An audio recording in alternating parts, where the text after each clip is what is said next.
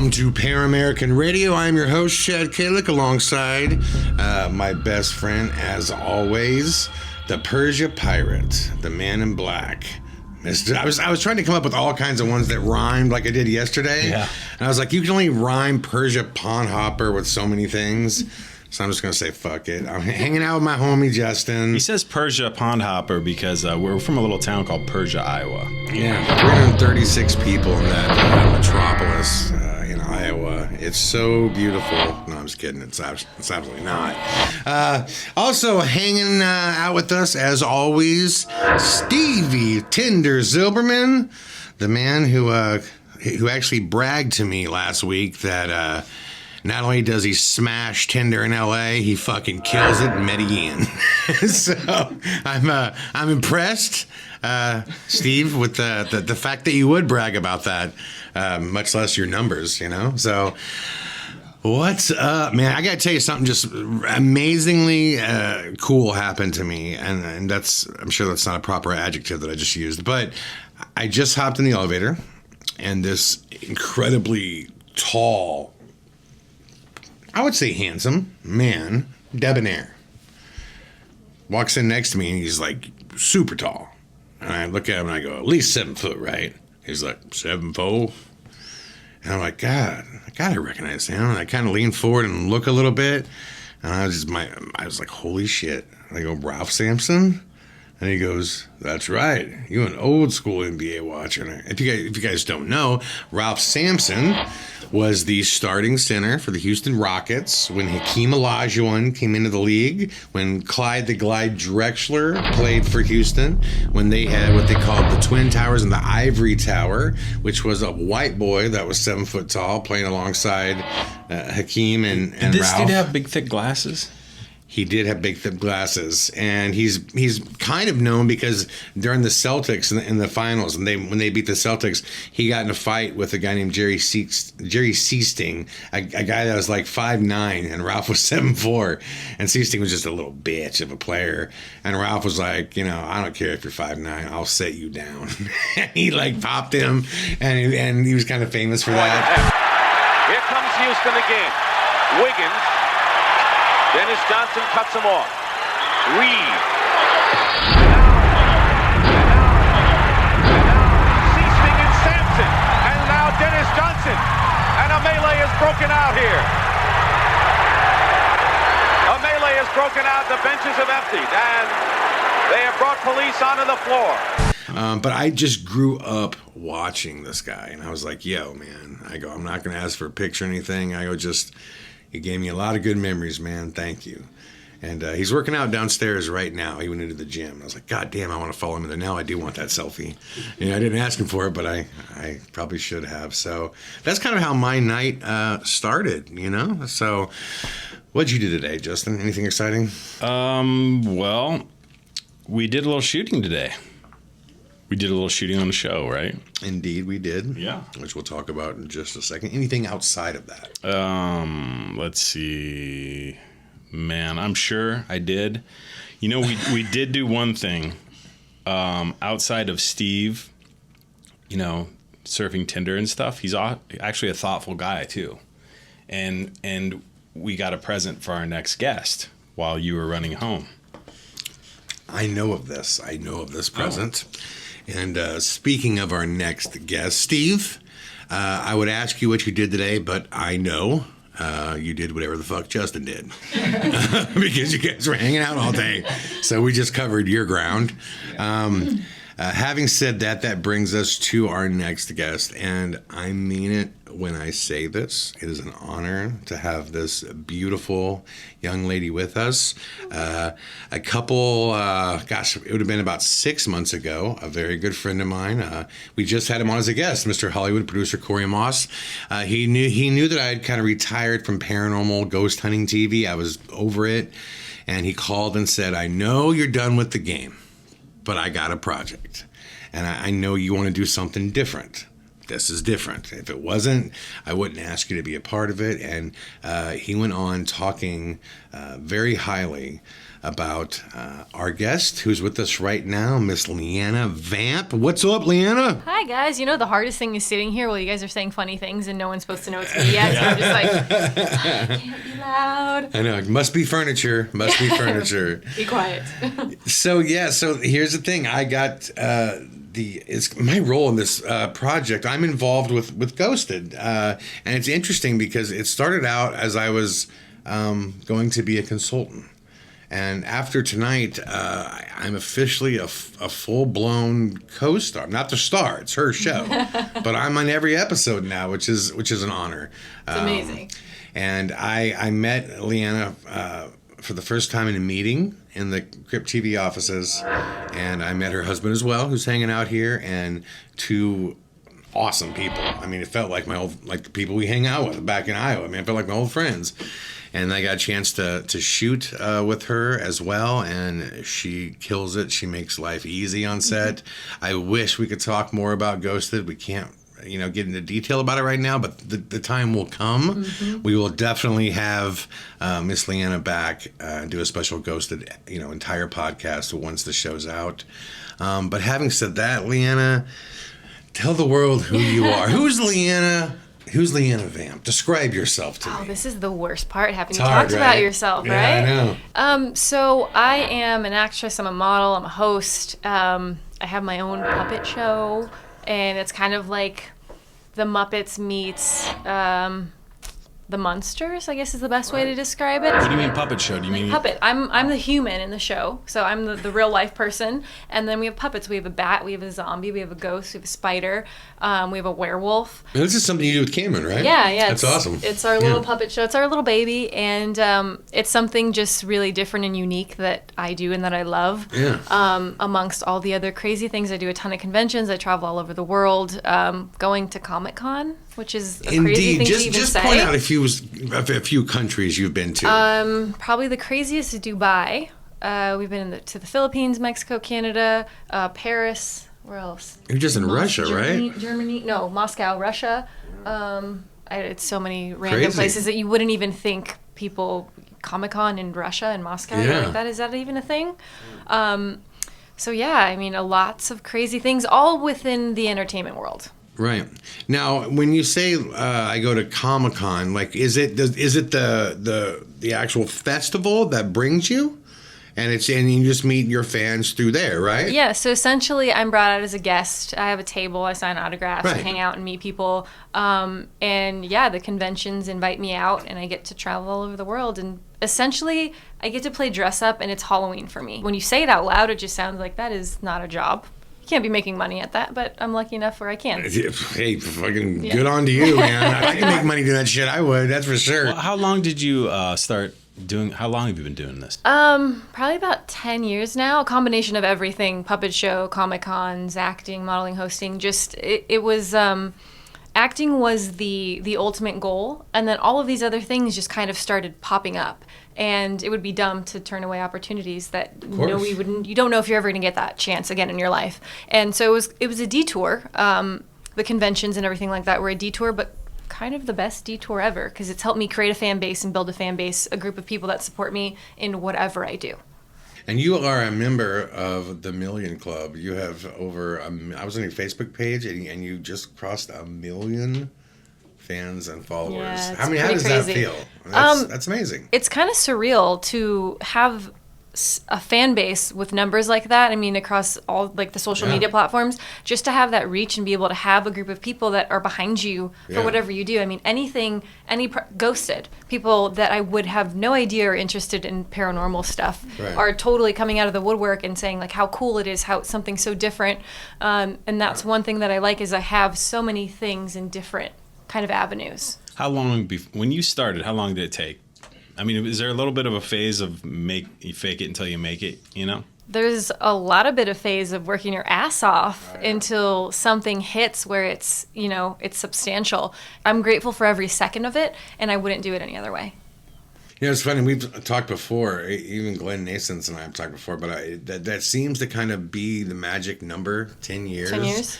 And that's about where we're at. I mean, we've been at it longer, but there's at it, and then this Like, is real. this is you your know what job, I mean? this is your focus, 100%. Right. I would say shit got real for us about 10 years ago. Yeah. And same thing. It's just now gotten to the point where we can travel the world, Yep. we can go see, and we have enough of a base to make a living. Yep. I always ask But- that too, though, because we used to manage bands at one time, and a lot of them thought they're going to make it like 5 hard months, 6 business. months, Yeah. 7 months, No, maybe. no, You know, yeah. And Some lucky ones do. You know, sometimes if you just have that one thing and you get lucky, but for But most those are people, so few yeah. and far between. Yeah. You know what I mean? Yeah. Hard it's work. Like, it's beyond getting struck by lightning. Like an acquaintance of mine is Chris Klein. Jerry Paramerican, the actors, and he was in, his first film was Election with Reese Witherspoon, Matthew Broderick, Alexander Payne. He was literally working out in the gym, and Alexander sees him and says, "This guy looks the role." Talks to him and says, "You want to be in the movie?" And he's like, "I'm sure, And next thing you know, he gets nominated for an Academy Award. The next film he gets offered is this little film with all these, hip, young, no-name kids, tiny little feature, low budget called American Pie, which explodes. Yeah. So I have all these guys going, "Man, look at Chris. It's like, if you think that's the route, that's He not is, the yeah, route. yeah. He's luckier than Jesus Christ." I mean, like, there's no, Right place, right there's no- time. right. And that has a lot to do, I think, with Big time. my journey, too. There's a little bit of luck, I feel like. Hard work and sometimes a little luck helps. What I think push it you over the is, edge. I always say that I don't believe in luck, but I believe in putting yourself in its way. Yeah, fate. You know what yeah. I mean? It's just like, get out there. Like, Yeah. put yourself in a position to be lucky. We used to talk about the fact that today in Hollywood, literally 10,000 people are giving up the dream. I understand. Fuck it. It's too hard. Mm-hmm. Same amount of opportunities exist. 10,000 people left. Yeah. You know what I mean? If you're out here in the game, eventually longevity, you'll put yourself in the way of it. And that's kind of what I've seen through the ups and downs. It's really about just sustaining. and you got to really want it to get to Yeah. that point. So Yeah. would your mom and dad attest to you being like a little girl and, I don't know, doing stuff, being on center stage or... I don't think I was really shy Oh, when I really? was growing up. Really? Yeah, I was really Wow. timid and really shy. So I don't think either of them would have seen me in the position I am now. And sometimes I don't even see me in the position I am now. Sometimes I think I'm like, how the hell do I do that? Or how do I do what I do? But a lot of hard work, and I've been doing it for a while. So with time, with anything, you get comfortable with it. But my mom is my biggest fan. She would do whatever she could Super in cool. all of her power to she's my biggest cheerleader. My dad's kind of like, wait, what are you doing? Are you sure? What's Is this going the on? right Yeah. path? Are you sure you're doing the right thing? But he secretly supports me, I feel. When you were a kid, would this have scared the shit out of you?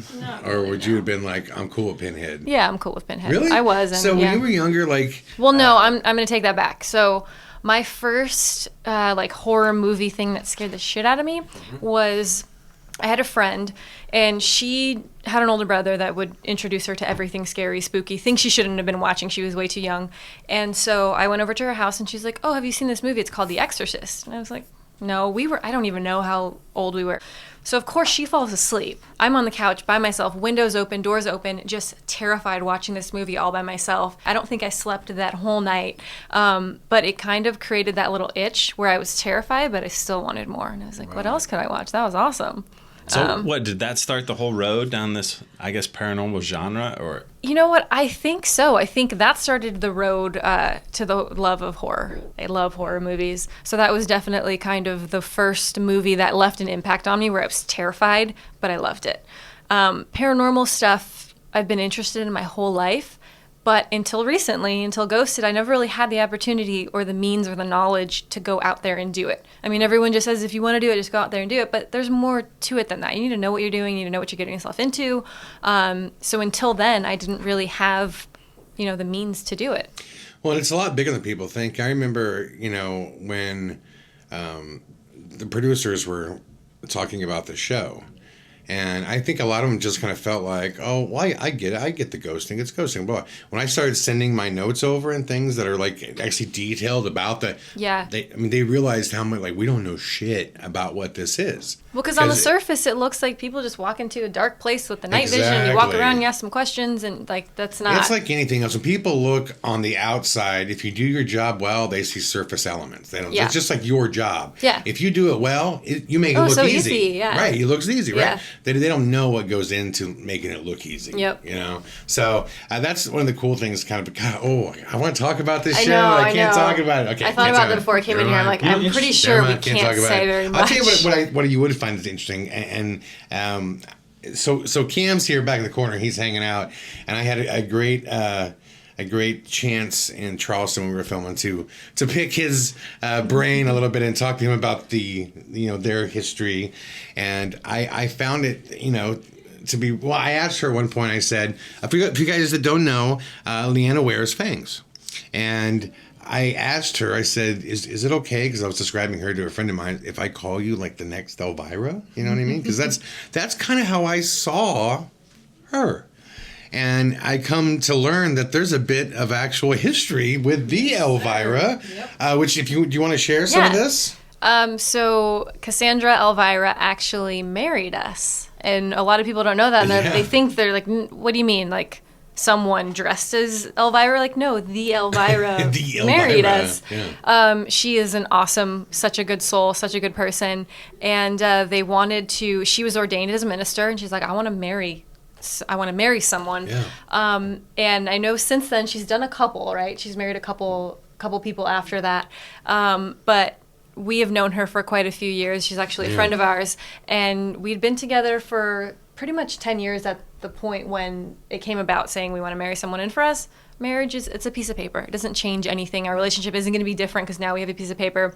But when someone calls you and says, hey, Elvira wants to marry someone. Do you want to get married by Elvira at Not Scary Farm on the stage of her show? And we looked at each other and we're like, yeah, like, why are you even asking that question? And it was everything I never imagined, because I never planned anything in my mind, and we showed up and it was just like glorious. Wow. Yeah. It was fantastic. And I wear black, of course. And you have the same manager now, correct? We do, yeah. Which is amazing. Yeah.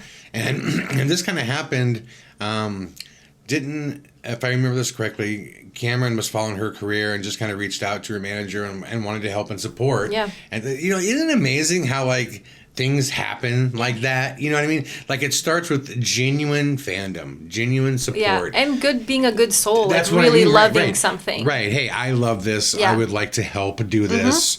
Blammo. Yep. And like all this stuff happens. It just shows you that fucking goodwill's not dead in the world. Because I've had scenarios like that too, where I've just been like, I'm just going to reach out and see if this works. Yeah. And when you put good out, you get good back, I agree. That kind of goes back to, we made a film called A Blood Red Sky that we talk a lot about. And it's kind of that, thought process, the idea that we control our own fate and our own destiny, Yeah. Having said that, so what do people? You just gave me a lot of the background of who you are and the kind of the resume. You know what I mean? What don't your fans know about you? Because I know a lot of them are going to tune in. Yeah. They want to hear something. What don't they know? Give them some meat. Give them something here that they would go, holy fuck! You know what I heard on this about her? I feel like I'm pretty open. I feel like I've pretty much said everything, and I'm a pretty open book. What would they know Flip about back me? to high school. Like, did you go to prom? Did you, all those little I did things? go to prom, and it was horrible. It was the worst experience ever. I was like, why am I here? This is dumb. I don't like dresses. I don't like dancing. I don't like pretending like I'm having fun. I got a question. I'm just going to ask you straight up. Were you the hot chick in high school? Or were you the nerdy girl with glasses that later became super hot? I don't think I was either. I think it was just kind of like average. I don't know. I don't know. I did have glasses, and then I got contacts, so I guess that was an upgrade. But I played sports for a little bit. I played soccer for about 13 years of my life. No kidding. So I guess a lot of people don't know that. They wouldn't know that. Yeah. And I grew up in Pasadena, so actually not too far from here. And then I moved away, and it was Sports I played because I loved it, first of all, but I loved my friends that I got to play with. It was like a group of us, and we loved each other, and we had fun doing it. And when I moved, it wasn't that sense anymore, so I stopped. I went to finish high school, went to college because that's what you're supposed to do, which anyone out there, I don't agree with that. I felt like there was so many things I could have accomplished in that time, and it's a piece of paper, again, that's in a drawer. I don't even hang it on the wall. Sure. But yeah, I feel like everyone's path should be their own and shouldn't do it because mom and dad said so or Right. because this is what everyone else does. Yeah, I don't know what else So people don't know about me. Outside of the show that you can't talk about, have you had any legitimate, like, either ghost, alien, I guess paranormal experiences in your life? So I talked to Chad about this before this whole thing started. I haven't really had anything like crazy substantial, but I had a cat. Her name was Patches, and she was 17 years old, I think. She lived to 17 when she finally passed away. And she had passed away when I was away at school. My dad and my mom didn't tell me. I called them in the morning like, oh, she's fine, she's fine. She had passed away that morning, but they didn't want to ruin my day. So I found out later, and it was really, 17 years of your life. Like, that was more than half of my life when she had passed away. And so I took it really hard. I know it's just a cat to some people, but to me, a cat is like a child. You know, Right, it was right, like my right. child. Sorry, I'm going to rewind. I'm like getting all caught up in the moment. That's okay. She appeared to me. My parents had gone out of town, and I was in charge of watering their plants. They have 1.5 acres, so they have just a ton of trees. So you go out there, and it's like, you're like, crap, I'm going to be for 2 hours watering these plants. Right. And so I was out there, and I saw something. There's a window on the side of the house off to the side, and I saw what looked like something jump down. And she used to always sit in that window, and at first I didn't even think anything about it. I was like, oh, the cat, she's in the window. And then I realized the cat's dead. The cat is not alive, and it had been a couple months. And to me, first I got scared, and then I thought someone was in the house, and then I just took a moment, and I was like, no, it was just her letting me know, like, hey, I'm not mad that you weren't here.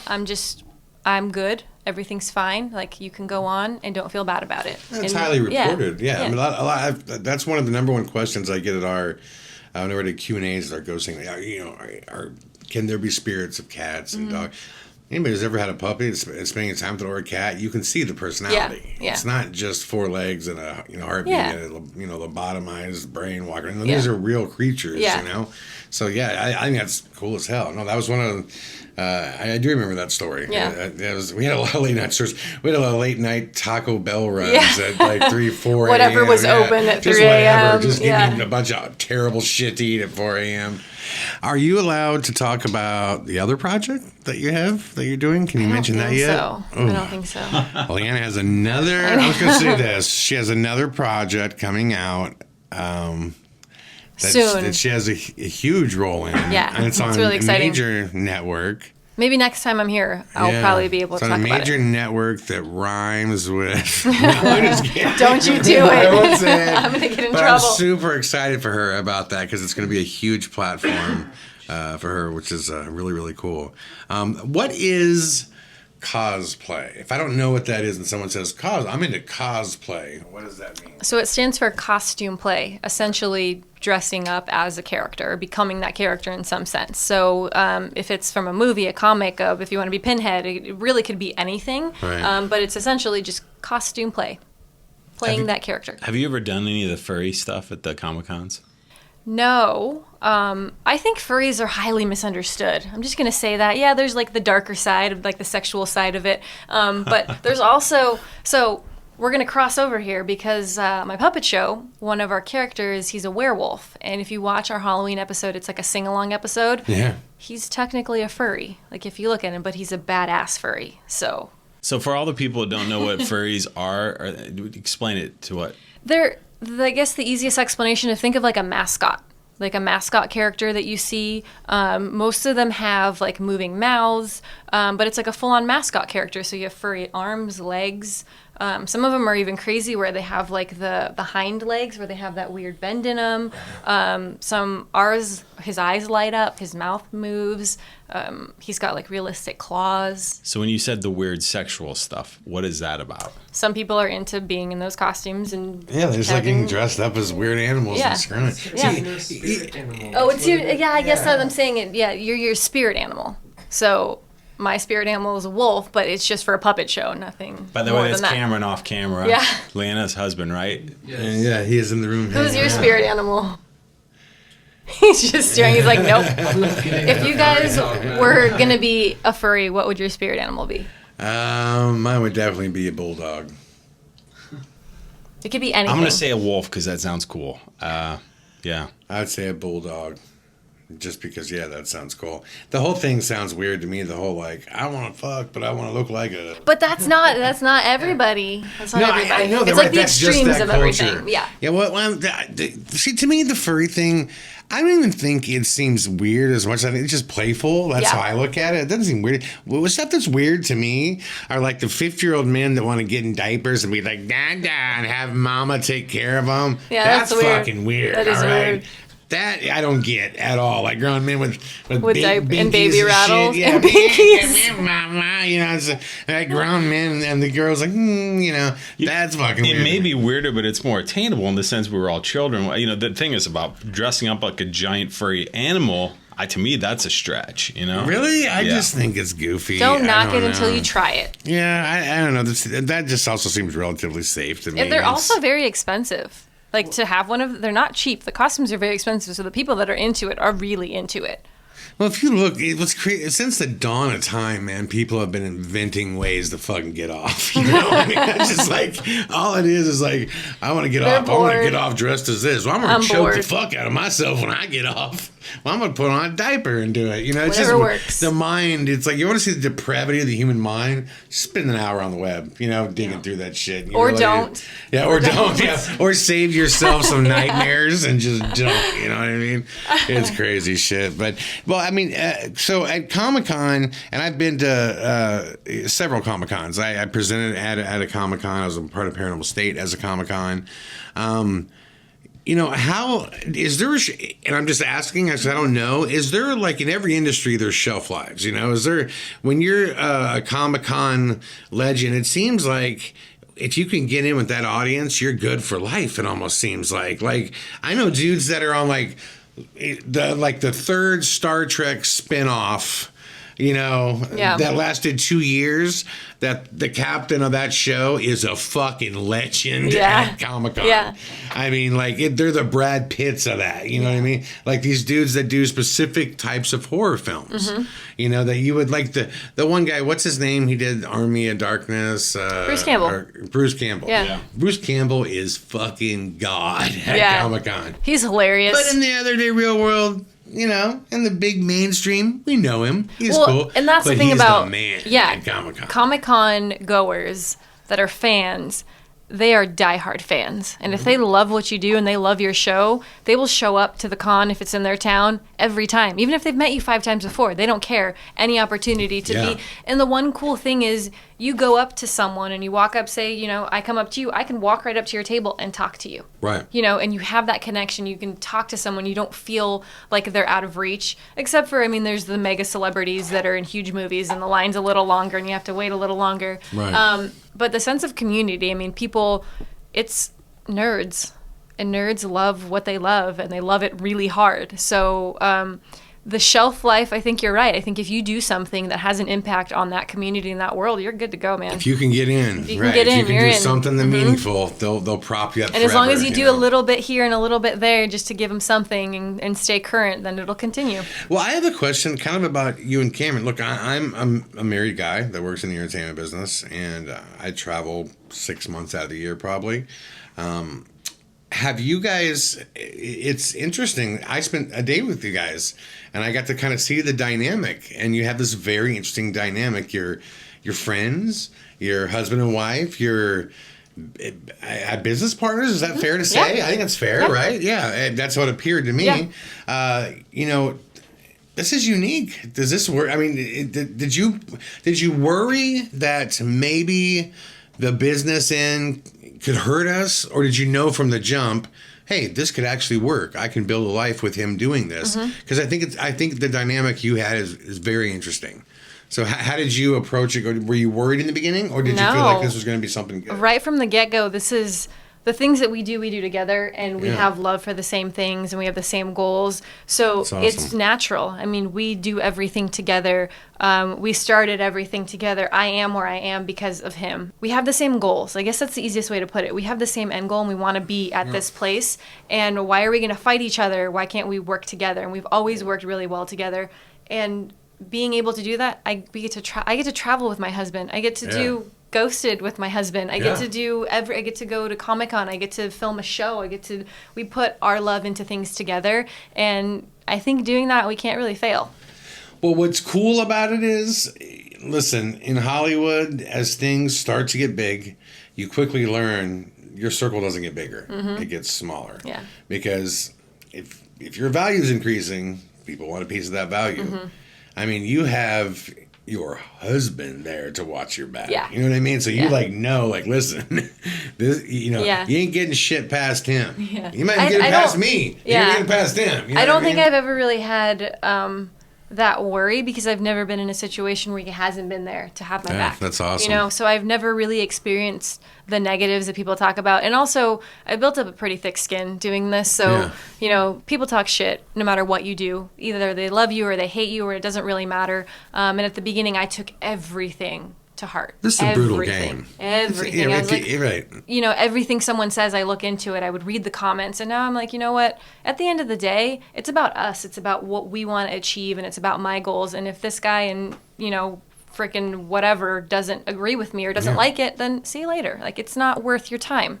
So what does the, before we go to commercial break here, what does the future hold? And I'm talking not this year. I'm talking big picture, perfect world. You're as successful as you wanted to be. What does that look like? What does that picture look like? That's such a hard question, because there's so many, I guess, paths and roads you could take to get you to the ultimate goal. But for me, I think no matter how far down the road, I always want to be in a position where I can create and put out what I want and what I love. Right. And whether that's, you know, our shows, movies, I want to make a horror movie. I mean, we have, like, the ideas are endless of the things that we always talk about that we want to do. We want to shoot this project, we want to do that. So I think in the long run, I would love to just never have, I guess, always have everything available. Like, to be able to have everything I need to pursue and reach the goals that I want. I think in whatever sense that is, whether it's money, whether it's locations, whatever it is, I just want to be in a position where I can create what I want to create and do it to the fullest of my capability. And put that out there in the world. Yep. Yeah. We just landed 41 country distribution deal for awesome. To release our films, and that was a big, it's because of the same thing. Yeah. With the same end goal. We just want to make our shit. just want to get it and out put there. It out. Yep. You know what I mean? Right. Having said that, guys, listen, Miss Leeanna Vamp, I'm proud to say I'm co-starring with her on a new show called Ghosted, which you'll hear about in the future. And we're going to have her back then to talk all about herself. But in the meantime, we're going to have her weigh in on some of the weird shit that's been going around the world when we come back. Right after this commercial break, we will be right back with more Paramerican Radio. Paramerican Radio will be right back after this commercial break with even more dope-ass shit.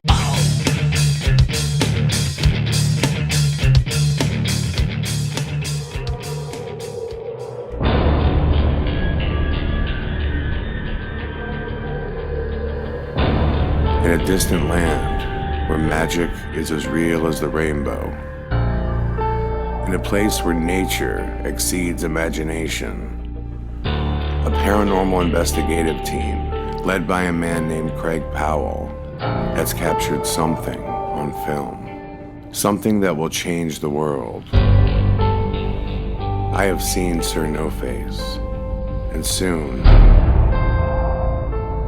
you will too.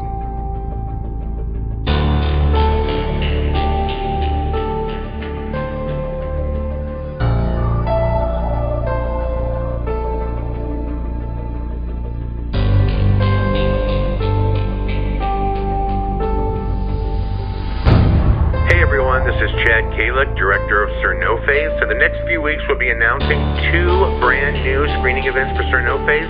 To find out what cities we'll be coming to, visit aghtelevision.com and check out our live events and touring page. Thanks so much for your support, and we'll see you soon.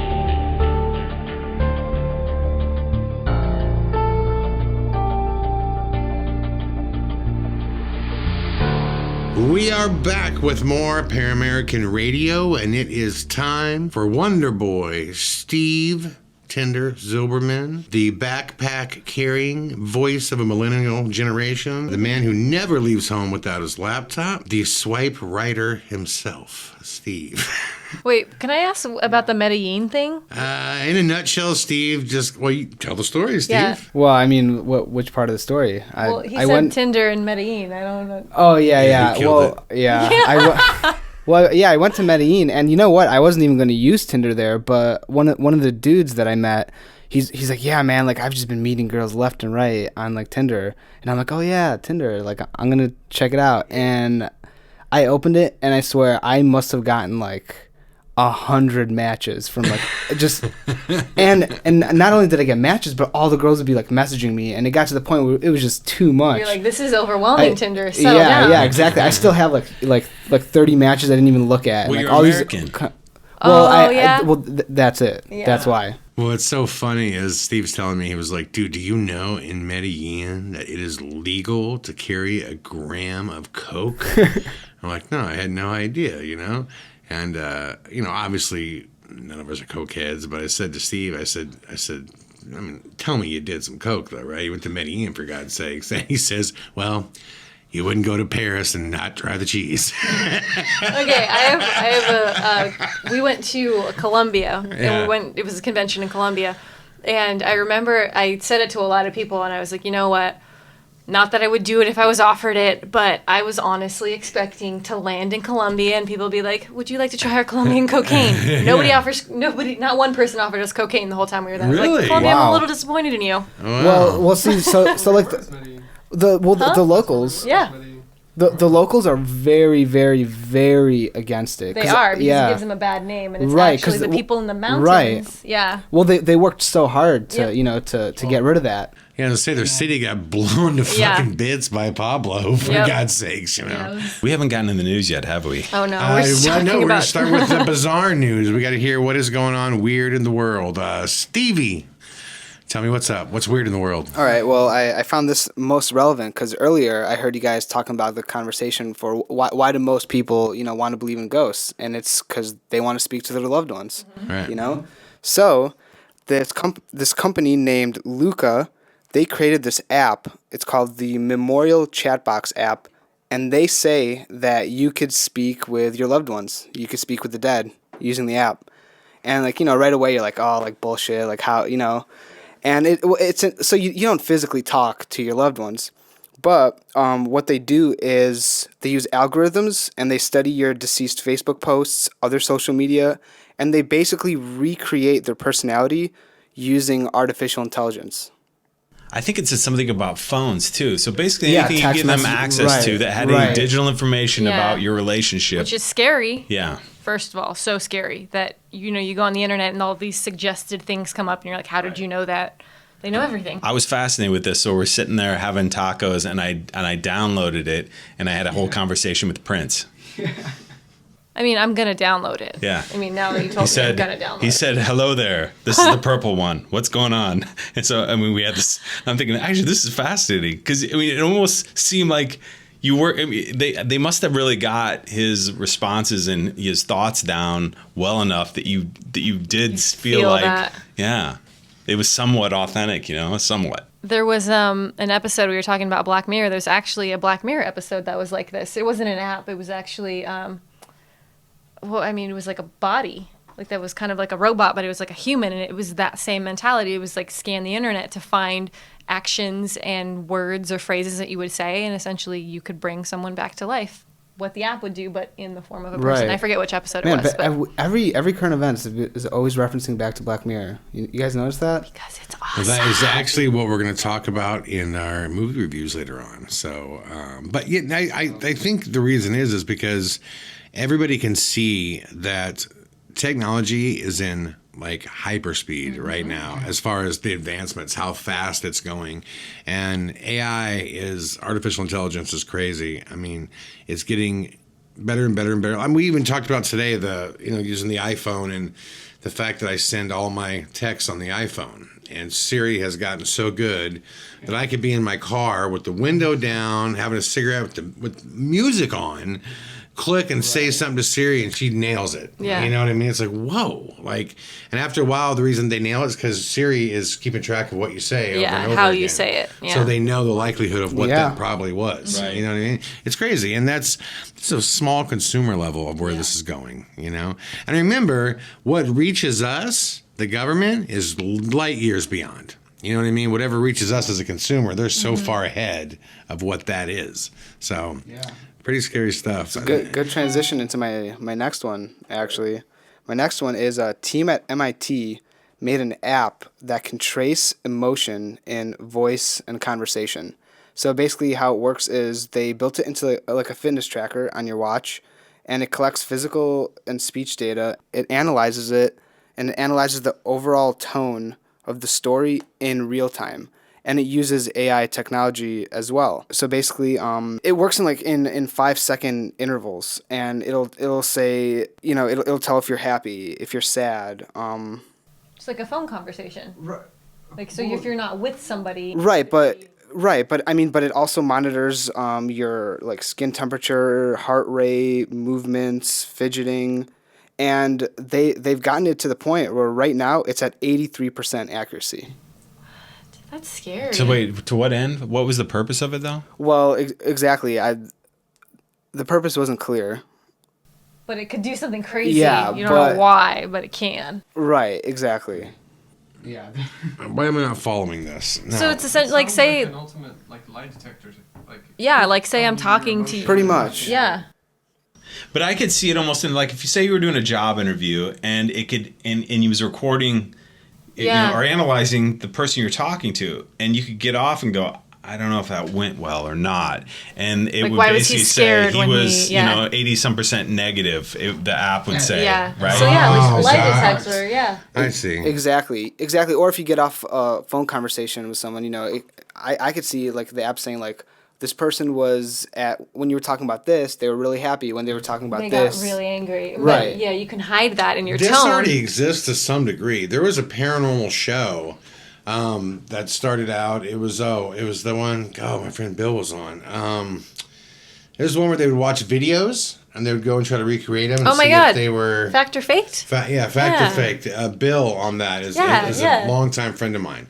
And in the beginning, when they did, if you remember the first season, they would take people's conversations when they would talk, because they did a couple ones on UFOs and aliens, and they would run their voice through a machine that would essentially say if they were nervous or not, if they thought they were lying or not. And there was one episode where they were like, yeah, I think he's lying about this UFO, but it was taking their answers and analyzing them basically through a system that was essentially a lie detector machine. So right. This technology has been out there to some degree, and it was used on a show that I saw with without having to be hooked up like a traditional lie detector. They have all those things hooked. You're hooked up to them. It was just a conversation where Ben basically asked them, "Did you do this? Did you do that? Did you fake this? No." And they ran it on. They're like, he's lying. You know, it's so weird. There's so much of this technology that just we didn't grow up with that really changes the fundamental basis of how everything operates.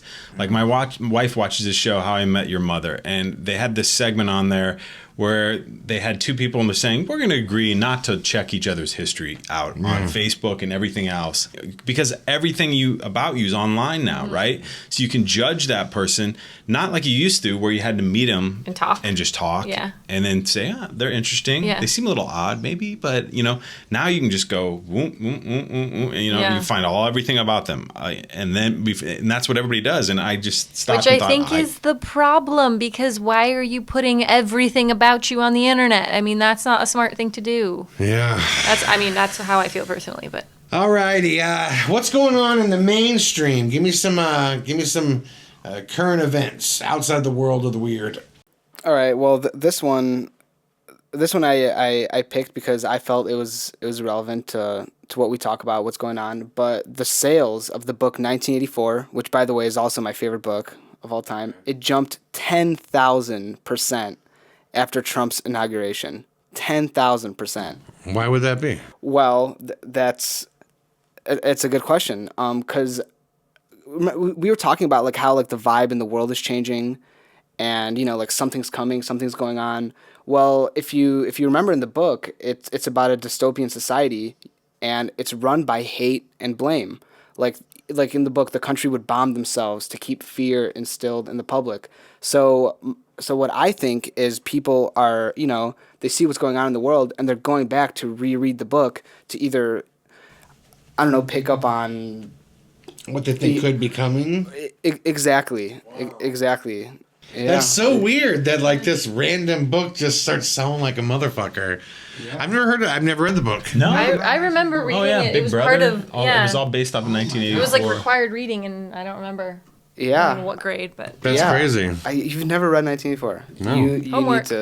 You need to do that, man. It is incredible. Yeah. I guess so. I mean, I guess I got to go read 1984, I feel like I'm the dick in the room that's like pissing everybody off. How dare you? Well, what's the next current event then? Well, okay, so the next one is, this is something that it's somewhat been around, but an international team of scientists have started communicating with patients that are locked in. Patients that they can't... Not able to verbally communicate? Right, exactly. Okay. Exactly. And they've been using it, it's a non-invasive brain computer system. So it decodes the patient's thoughts while using yes or no questions. And there are actually families that use it regularly to talk to their loved ones. Wait, didn't we see this? Oh, I think it was like an extension of that, where they had this, it was like a charity organization, and these kids will record, it was like a long list of words, so that other children that can't communicate and have to do it through a computer could have a voice. And I think something along those lines, like an extension of that, where like a little boy had always had this computerized sounding voice because that's the sound that the computer had. But now this charity group where these kids recorded children's voices saying these words, so essentially the kid was getting a voice. It was really cool. So it can decode their thoughts into sentences? I don't understand. Right.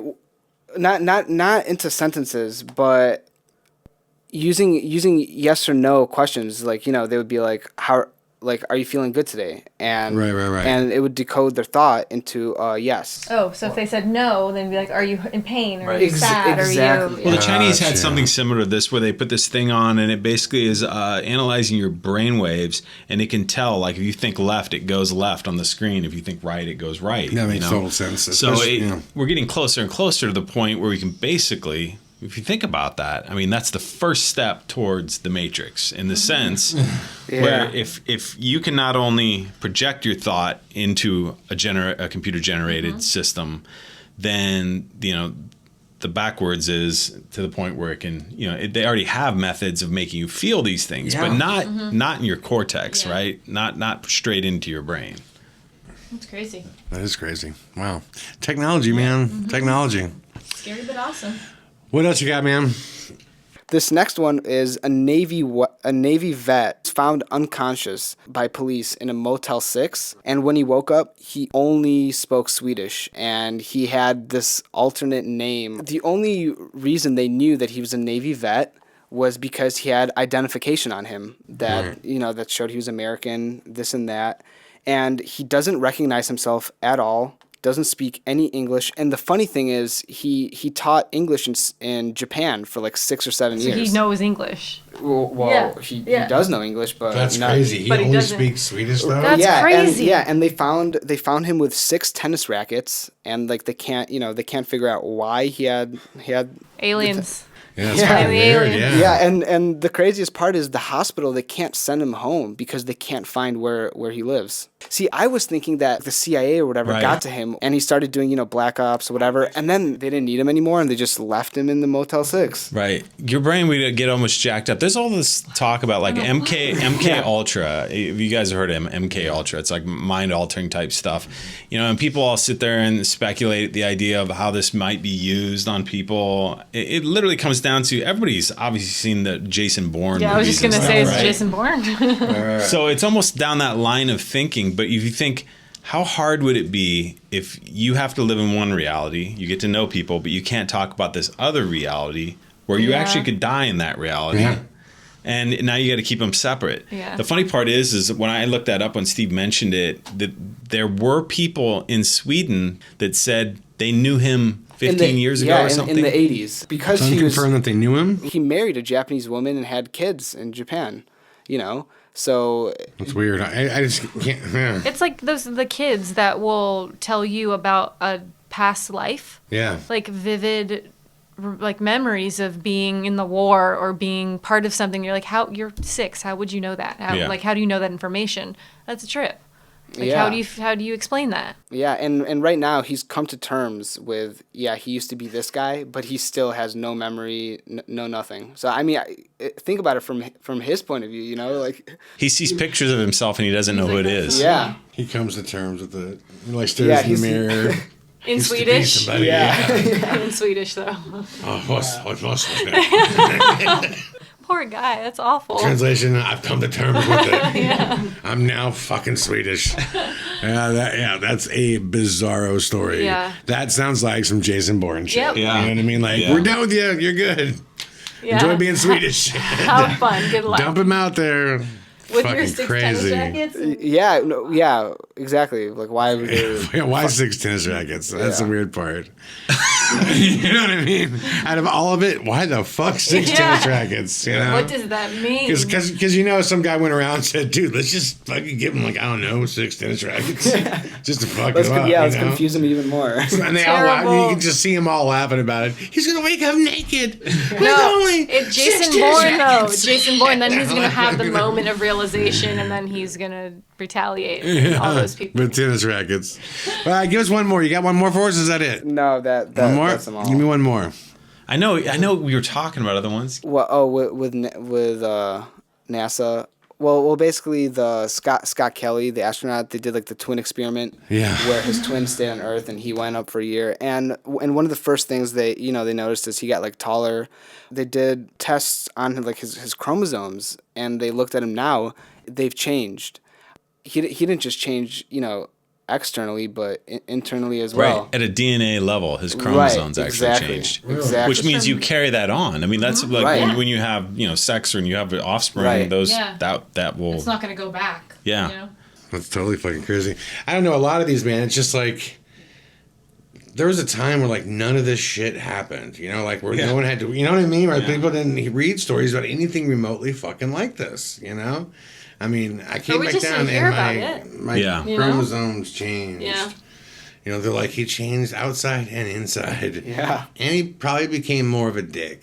You know what I mean? Because he's like, I'm different. Like you can see it in the comic book, can't you? Like, my twin brother went up, and now he's different. His wife is saying yes. His dick gene got more intense. More. I don't know. He's got different. And they cut him. That's all he could say. I'm different. I could just see the blip over the front of the little cloud. Yeah, I can say I'm different. Oh God! Well, that was some mind-boggling shit. The fucking process. So thank you, Steve, for that. Let's get into movie reviews. We only have one. It's actually a series. And we always say movie reviews. It's not so much reviews as it's a review, but it's me saying, hey, movie viewers out there, don't miss this shit. It's great stuff. And we've all referenced it. Black Mirror. I was late to the ballgame on this. Justin. Yeah. Justin got me. Okay, for those of you that have not seen this, let me tell you how my introduction to Black Mirror goes. Justin starts me off on an episode in which this episode starts out, and just so you guys know, it's like the modern day Twilight Zone, basically. It starts out with the Prime Minister wakes up and he's called essentially to meet with his cabinet to find out that his daughter, correct? It's his daughter? No, it's the queen. The princess. The princess. Sorry, that's right. The princess has been kidnapped, okay? And she is, in fact, going to be tortured and killed on live television unless the prime minister pulls out his fucking man hammer and goes fucking smokestack on a pig.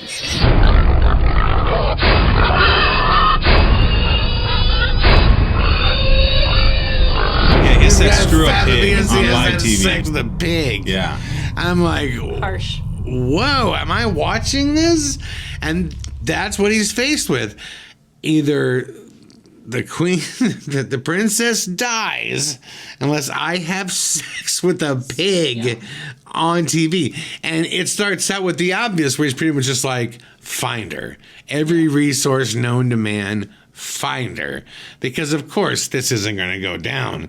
But you can see from the jump on everyone's face, there's a part of them that knows this is going to go down. If we don't find her, this is probably going to go down. There's that uncomfortable 'Cause you moment in the cabinet where he basically goes, well, we're not going to do this. Right. Oh, no, absolutely not. Right. Right. And you can see, and it just makes you wonder, like, what it does is it puts those extreme questions in your mind. Like, again, say you're out there and you have a son or a daughter, right? And somebody gets them, and you know that this is the thing you have to do, or else they're going to die. If it really came down to it, you're fucking a pig. Well, it's like, if it came down to it, would you do it or not? And I think that says a lot about a person's character. Is like, in that situation, what would you do? And that's one of the things I love about the show. Yeah. Is it makes you think. It's not just a mindless, oh, haha, that's funny. Like, they're sometimes hard to watch. Like, they're really hard to watch. They're very uncomfortable. I mean, and in that episode specifically, they were really kind of hammering on the fact of popular opinion, you know, because they were saying social media. Yeah, the media, social media. Yeah. They were saying, okay, they were trying to control the media initially, right? Yeah. They're saying, okay, the media is being respectful at a request to not release this. But the reality is then it just gets released through social media. and once they cut her finger, I don't give it away. But basically the media switched. Yeah. It switched over to like 84% said, you're gonna do the pig, you know. And I mean, it's funny we're talking about this in this funny context or odd context, but like you said, it really does put like humanity, on the chopping block. You know what I mean? Like, what would you really do? And I think the truth is, look, if everybody came down to it, if they were left with no other choice. But if I do this, then my daughter or son or loved one will live.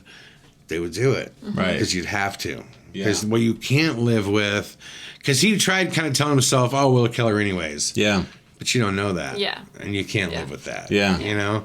So it's just this, and that's one of many stories. Each story has its own modern day trend to it, heavily involved with tech. A lot of the stuff we've been talking about, the artificial intelligence, there's that great episode of the guy that puts on the video game and it's supposed to like scare himself, use your own mind. You know what I mean? Yeah. There's just this great, and that was a creepy fucking episode. And some of them they end, and you're like, wait, what? Yeah, is that over? Or was that end? Well, was it real or was it fake? And it makes you think. You know what? The hardest part of it is that they really build those stories off of reality. It's like the other day in our Bizarre News, we brought up the fact that they created these soldiers' helmets that send in sonar and hit your brain and affect the way you feel. If you can sleep better, I mean, it can literally change the way you interact, take away your pain, do all these things. So that was intertwined in a Black Mirror episode. Yeah. So you think, okay, this isn't just the military one, right? Right. Yeah. And then we always came back to the idea, if you can conceptualize it, it can be possible, Yep. They can sit there and go, oh, Star Trek, we're going to pop open these things and go, Kirk, boop, and I'm going to talk to him. And people go, that is insane. And then, boom, here we are. That's easy. Yeah. We just did it today. Yeah, all day long. Yeah. One of my favorites, I forget the episode, what it was called, but it was like the alternate reality for the people that were like in the rest homes. Basically, they were terminal. Season 3, episode 3. I forget what the San Juano something. It was like San Penedro or whatever. Yeah, something similar to like a town that we know of. And I mean, I'm not going to say what happens, but I was like bawling when that episode ended. Like that hit home for me, and that was one of my favorite ones. And if you haven't seen the show, you need to stop what you're doing and devote a weekend to just watching all of it, because you will not be disappointed. It's powerful. It's great writing. It truly is a great watch. And there's 3 seasons of it out right now. It's on Netflix. It is a Netflix original, so you have to have Netflix to see it.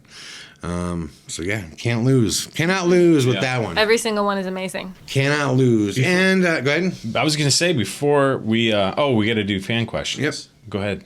Oh, okay. And so yeah, check out Black Mirror and let's get to some fan questions. This is from Ms. Ginger. What do you find to be the most useful tool when investigating a potential paranormal location? Camera, HD cam. I mean, I know it's not a colorful answer, but like, bottom line, you got to see it. I want to see it. Yeah. You know, audio's, I guess, number 2. I love, hearing things, but like the reason Sir No Face is, what it is it's visual. It's, so I just think that's the best tool. I have a question. I know you answered this, but what do you think about psychic mediums? I don't use them at all, just because it's an unfounded thing, and they've been that area of the paranormal has been so raped. The psychic and the medium. We can't talk about it. I know. There's something with ghosted right now that I so want to talk about. Have you had an experience though with any like psychic or medium that you feel holds true? Here's the thing. Once. But I've had 500 that are fake. Yeah. You know what was weird? How about the vampire? The vampire lady with the red hair. You said Michelle Belanger? Yeah. I said she's better than others, but I just here's the thing, when all the psychics that you bring on over the course of 3 hours hit 95% wrong, right, and one's clicking like 10% right. She's better than everybody else. But not what does that amazing. mean to me? What about when we were? This wasn't a psychic thing, but it was in the whole tarot cards. When we were in New Orleans, and those guys basically said, they don't have any talents, but they do know how to read tarot cards. And they did yours, mine, and Joe's reading there with the tarot cards, and they were spot on. I could see that it's possible. The problem is, it's like YouTube. Like there's absolutely real evidence on YouTube. Find it for me. Yeah, you're going to spend... It's overblown yeah. by fucking so much fake shit. It's hard to identify it. It's the same thing with psychics. I'm sure it's real, but find it. It's hard to identify it. It just really is. So, next question here. This is from Sam from Savannah, Georgia. There are lots of paranormal shows on television and more popping up. Why do you think so many people continue to find interest in the paranormal? There never seems to be a lack of audience.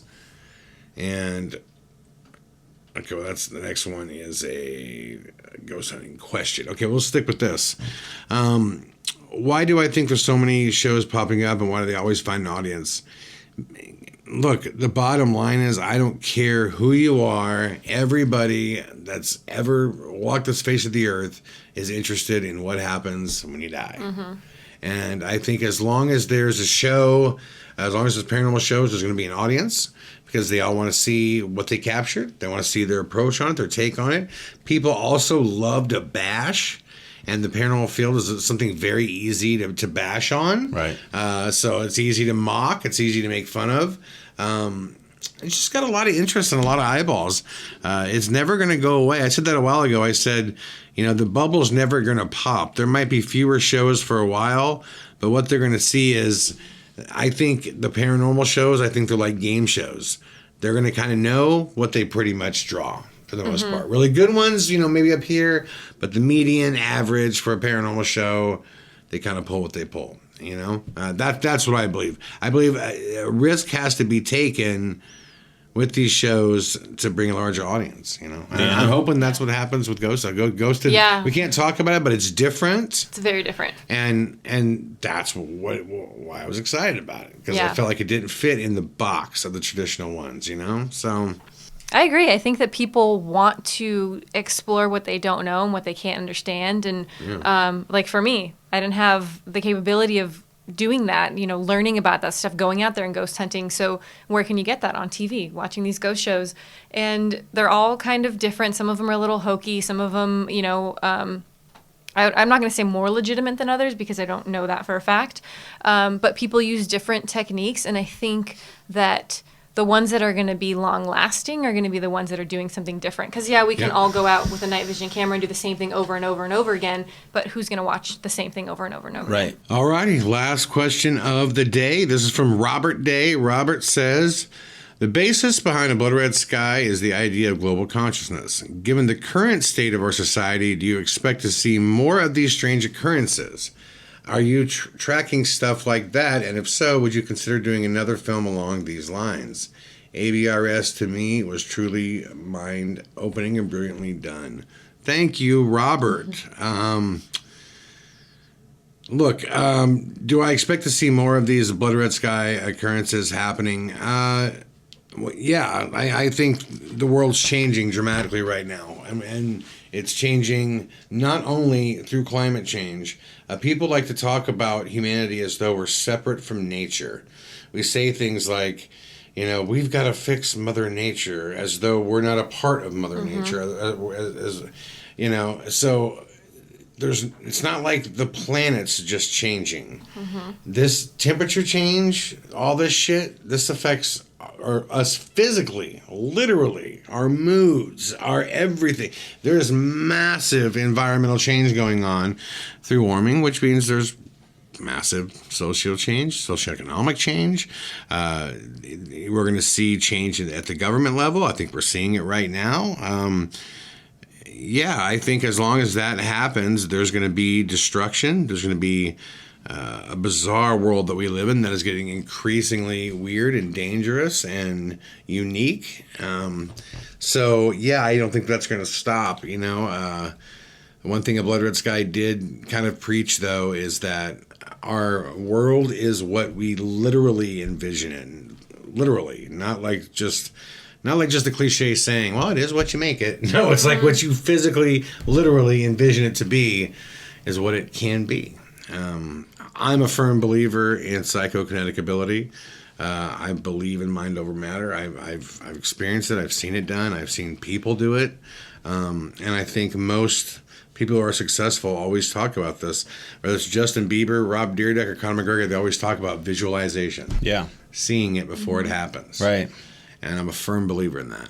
And I've had that experience in my life. So, as far as will we do another film like A Blood Red Sky, I said on the last podcast, that's the only film that I've done that I would do a part two, simply because the first part of A Blood Red Sky felt as though it left off. It felt like we were going somewhere. It was a start of something, not the beginning or not the end of something. Yeah, so. Dude, I love that. I love the whole topic, man. I was focused on that forever, and I felt like I was so glad that you brought it into the forefront to make it a conversation, because again, it's a hard thing to communicate, right? I mean, it's tricky.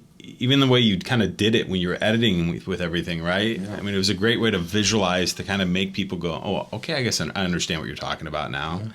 Yeah.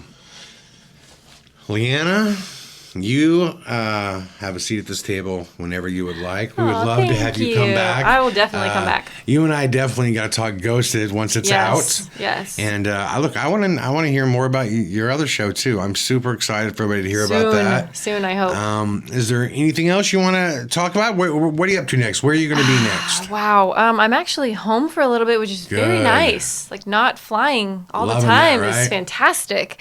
So I'll be home for a little bit. Traveling starts back up in March, and then same old thing. Gonna try to stay home a little bit more, do some more ghost hunting. So I'll be picking your brain a lot in the future. For sure. And just excited about everything that's going to be coming out, and being able to actually talk about it will be great. Well, it's also a kind of special time, isn't it? Like your birthday, or yesterday, or today? It was. It was like last week, I think. Oh, jeez. Yeah. We were total. I guess I thought it was like yesterday. Well, regardless, you didn't think you were getting out of here without us giving you a birthday gift. Yep. Come on now. Yes. Come on now. Who's got a little birthday cake? Thank you, guys. I got cake. cake. We just wanted to make sure you had something. We wanted to make sure you had something. We know it's been a long day today, you. so It was a fantastic day. There's no better way to end it than this. thank you for spending time. Come back and see us again, I will okay? for sure. Thank you so much. And everybody, as always, thank you for listening to Paramerican Radio. Stevie, Justin, say goodbye. See you later, Adios. people. Much love, everybody. Bye-bye. Paramerican Radio.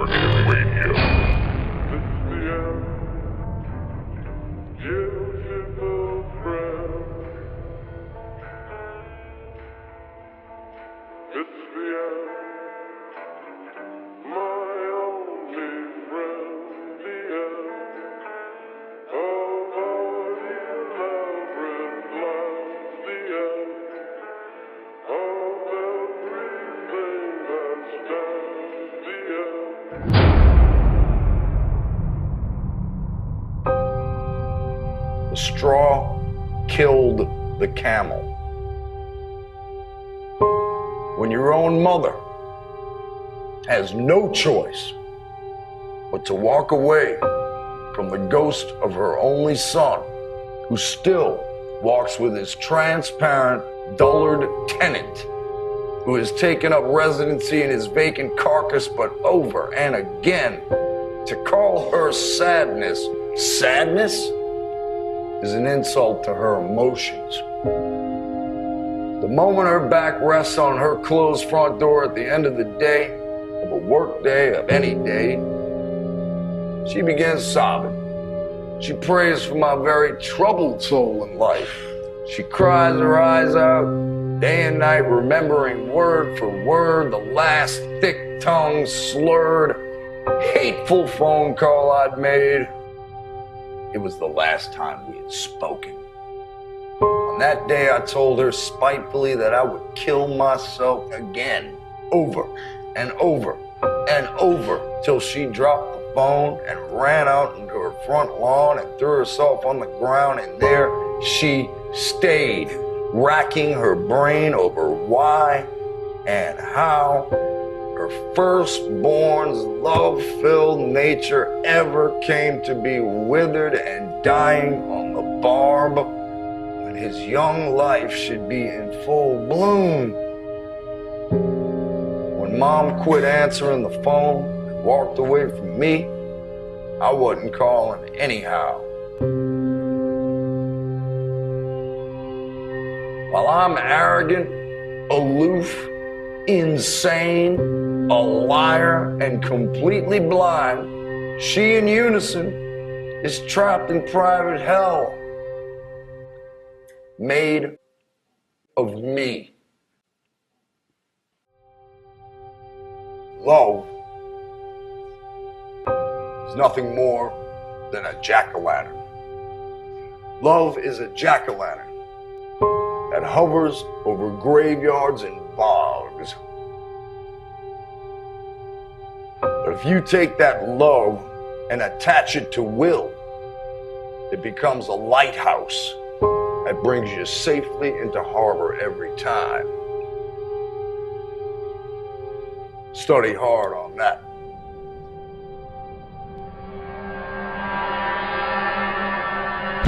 It's just a reason to deny all the limits that border on the thinnest frailties that make a sudden change. And I'll play my soul to sleep. I'll make up words that I keep, letting nothing go to anyone at all.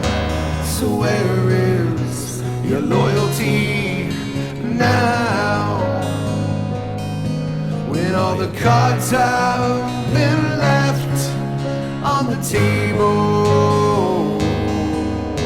So where is your loyalty now? When all the cards have been left on the table.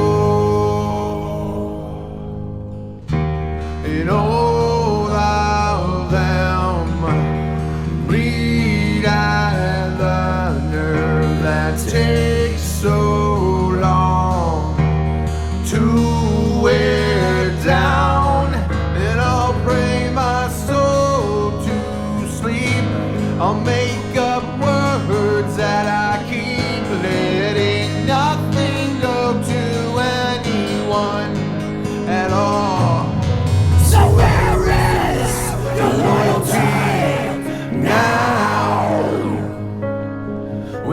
the cards have been left on the table.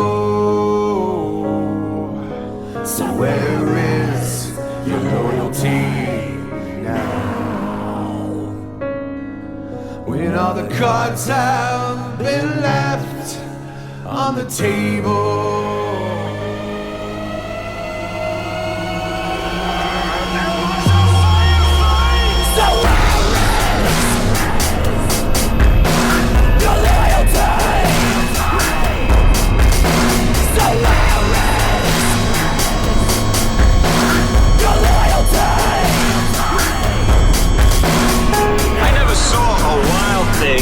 Sorry for itself.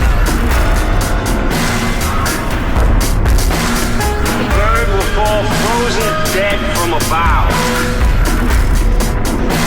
without ever having felt sorry for himself.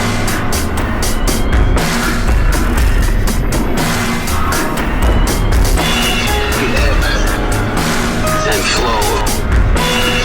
Ebb and flow. Atlantic tides.